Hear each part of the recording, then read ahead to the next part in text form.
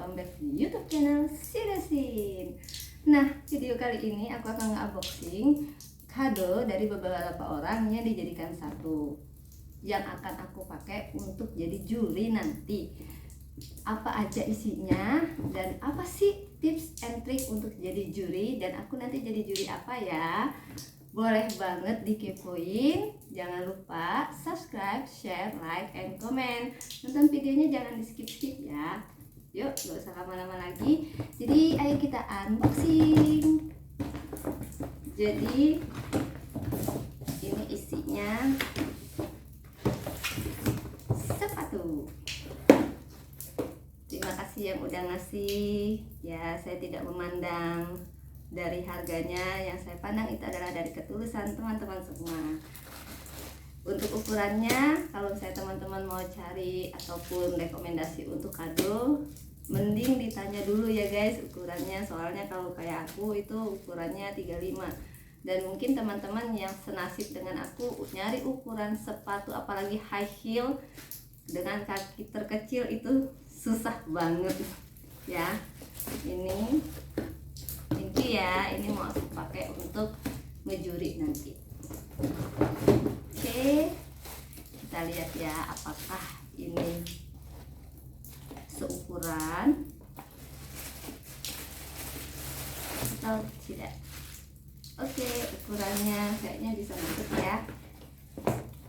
Aku pakai dulu, terus nanti aku spill aku jadi juri apa dan tips and trick jadi juri. Aku skip dulu ya. Bye bye. Aku lagi dipercaya untuk menjadi dua dewan juri. Dewan juri yang pertama itu adalah di lomba tari. Jadi lomba tarinya ini ada lomba tari kreasi ataupun tari tradisional. Jadi boleh membawakan tari kreasi ataupun tari tradisional yang sudah di remix sedemikian rupa sehingga itu bisa ditampilkan. Kemudian lomba karaoke, di mana lomba karaoke ini kalau misalnya teman-teman dengar suara aku saat ini yang biasa-biasa aja kok bisa jadi dewan juri. Mohon maaf ya teman-teman, saya ini adalah dewan juri dari internal, jadi saya hanya menilai dari segi perform.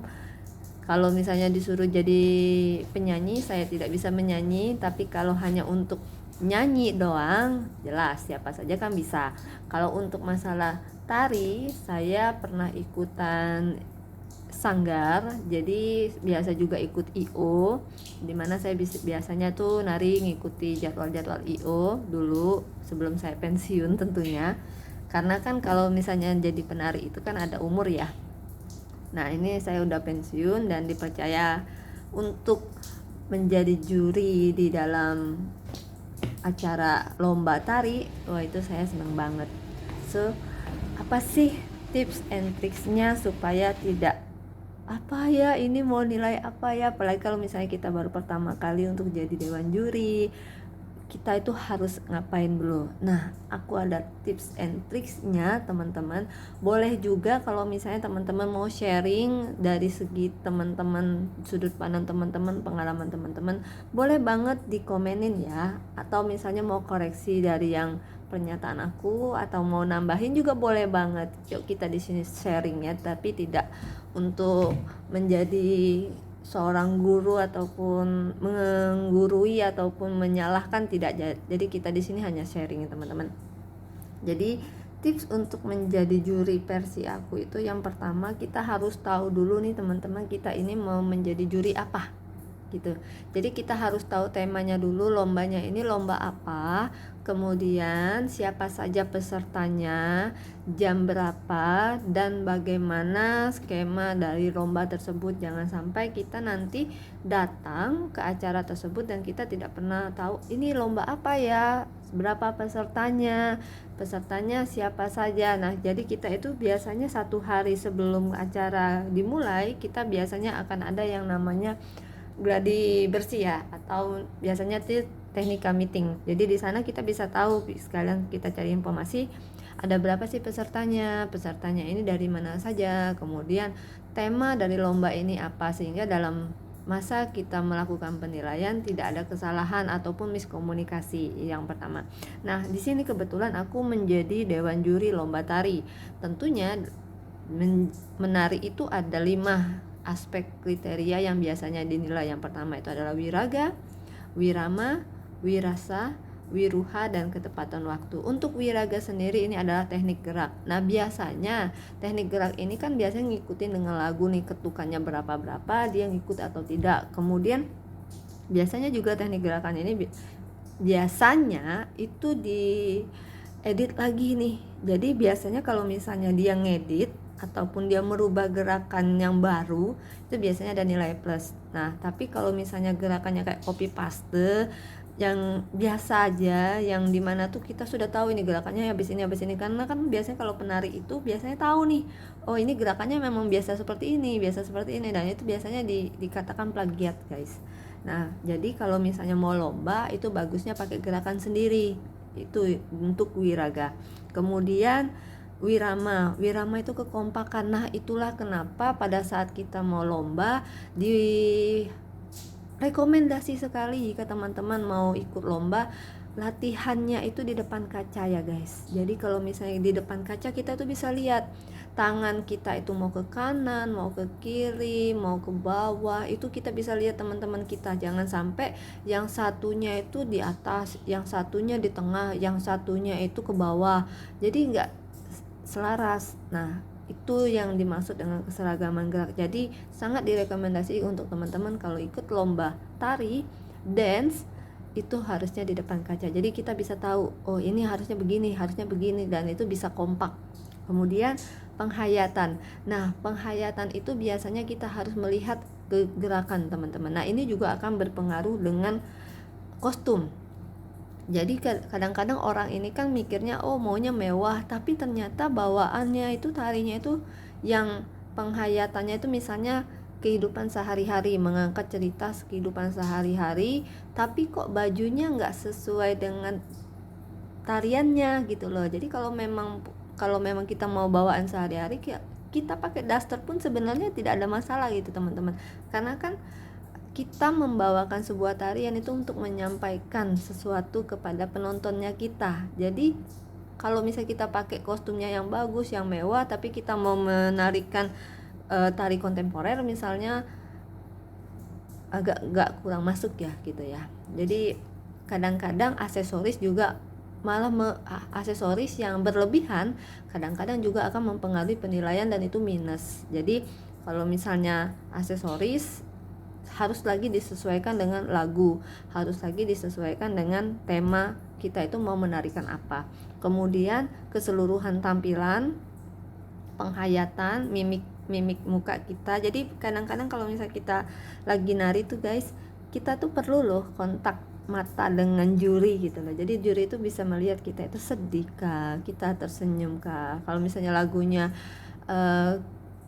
itu kayak misalnya lagu yang ceria, kita boleh kok nyanyi, kita keluarkan gigi kita bernyanyi, mengajak penonton menyanyi, itu malah lebih bagus ketimbang kita tuh cuman senyum-senyum. Kalau senyum-senyum itu kan jatuhnya kayak tarian persembahan tradisional, itu nggak apa-apa senyum-senyum. Tapi kalau misalnya lagunya yang ceria, yang bebas, itu nggak apa-apa nyanyi guys. Nah, terus ketepatan waktu. Nah, gerakan itu harus sama dan seragam. Jadi tepat waktu itu juga perlu. Jadi makanya kadang-kadang kalau kita belajar nari itu kan ada ketukan nih, 1 2 3 1 2 3. Nah, itu untuk melihat dan belajar bagaimana kita bergerak sesuai dengan waktu atau tempo musiknya sendiri. Itu ya, itu kalau misalnya kriteria penilaian. Jadi ada 5 aspek untuk penilaian tari. Nah, nanti pada saat sudah selesai nih peserta lombanya menari, mereka sudah selesai membawakan persembahan mereka, kita sebagai juri pada saat mereka menampilkan pertunjukan mereka yang terbaik, kita harus memperhatikan penampilan mereka. Setidaknya walaupun kita sudah tahu oh ini nilainya begini, oh ini gerakannya sudah sama nih, oh ini, kita kan punya insting sendiri. Apalagi kalau kita sudah pernah nari, kita sudah pernah menonton orang nari, kita otomatis akan ada insting itu sendiri guys. Jadi kita itu harus menikmati dulu, karena banyak budaya di Indonesia ini ya. Jadi kadang-kadang kita taunya yang daerah kita saja. Nah, gimana kalau misalnya jadi juri di daerah orang lain? Otomatis kan budayanya juga beda. Jadi nikmati sambil belajar gitu ya. Jadi menikmati persembahan penampilan, tentunya kita akan menyimak bagaimana gerakan mereka, apakah mereka menyesuaikan dengan tema. Nah, itulah pentingnya di GR kita harus tanya dulu ini temanya apa. Kalau misalnya tidak ada tema, jadi peserta itu menari bebas kah, menari kontemporer, menari daerah, tidak ada masalah sebenarnya. Jadi harus tahu ketentuan penilaian juga seperti apa. Jadi kita sebagai juri agar terlihat profesional, walaupun kita baru pertama kali menjadi juri tari, kita harus terlihat profesional, kita harus menikmati, kita harus memperhatikan, dan kita juga belajar dari mereka. Kemudian biasanya pada saat kita sudah menjadi juri, seluruh peserta itu sudah tampil, maka akan ada yang namanya final penilaian dari juri. Nah, biasanya juri itu ada 3 guys, ada dari eksternal dan ada dari internal. Nah, kebenaran aku adalah juri dari internal, 2 eksternal. Jadi mau tidak mau harus ada yang namanya argumen ya, di mana juri itu dimanapun tidak boleh berat sebelah ya. Jadi tidak ada yang namanya titipan, sebisa mungkin yang namanya juri itu harus fair. Nah, karena aku adalah internal dan 2 ini eksternal dan kita tidak ada kaitan dengan semua peserta, jadi alhamdulillah pada saat acara kemarin itu tidak ada harus ini yang menang, harus ini karena ini titipan, alhamdulillahnya tidak ada. Jadi biasanya umumnya ada loh yang seperti itu, karena ini adalah agensinya, ini adalah anak didiknya, harus dimenangkan bla bla bla, kan kasihan yang umum gitu, yang mereka yang harusnya menang karena mereka bukan dari agensinya dan harus dikalahkan. Nah, itu yang menurut aku dalam lomba itu tidak fair. Jadi kalau misalnya ada lomba dan itu dimenangkan, ngapain buat lomba gitu loh. Nah, alhamdulillahnya pada saat aku ngejuri kemarin tidak ada yang seperti itu. Dan kemarin itu biasanya kan kalau juri ada form penilaian sendiri ya guys. Nanti kalau misalnya teman-teman belajar jadi juri, nanti akan diberikan oleh panitia map diisi dengan penilaian yang diminta tadi. Seperti kalau tari tadi kan ada 5. Nah, itu nanti akan dihitung rata-ratanya berapa dan akan dimasukkan ke dalam sebuah tabel yang kita buat sendiri. Juri 1, juri 2, juri 3. Kita akan melihat siapa saja sih yang punya nilai tertinggi 1, 2, 3 itu untuk menentukan juara 1, 2, dan 3. Kemudian biasanya akan ada yang namanya argumen. Misalnya ada yang juri ini merasa ini kan plagiat, kenapa dia harus dimenangkan, harusnya banyak miss, harusnya ini begini, ini begini. Nah, itu namanya argumen. Tapi biasanya juga akan ada yang namanya voting. Jadi kalau misalnya menurut juri 2 juri memenangkan satu kelompok ini, maka juri yang ketiga kalah, maka itu kenapa juri itu biasanya ada 3. Jadi ada berimbang gitu loh. Nah, gitu sih pengalaman aku selama aku jadi juri kemarin. Dan aku juga juri di karaoke, begitu juga, tidak ada intervensi dari manapun. Pada saat aku ngejuri, aku dari internal dan aku ngikut yang dari eksternal tentunya, karena aku suara aku kan kayak gini nih, aku bukan penyanyi dan aku tidak punya pengalaman untuk bernyanyi yang suaranya sampai sebagus-bagus banget. Dan menurut aku semua peserta itu bagus dan mereka hebat untuk berani tampil ya. Jadi aku lebih ke, kalau untuk karaoke lebih ke performnya saja, bagaimana mereka bernyanyi, apakah hafal liriknya atau tidak, begitu saja sih. Itu tips and tricks dari aku dan aku share pengalamannya aku. Terima kasih untuk teman-teman yang sudah menonton tanpa di skip. Semoga bermanfaat. Jangan lupa subscribe, share, like, and comment ya. Sampai jumpa di video aku berikutnya. Bye bye.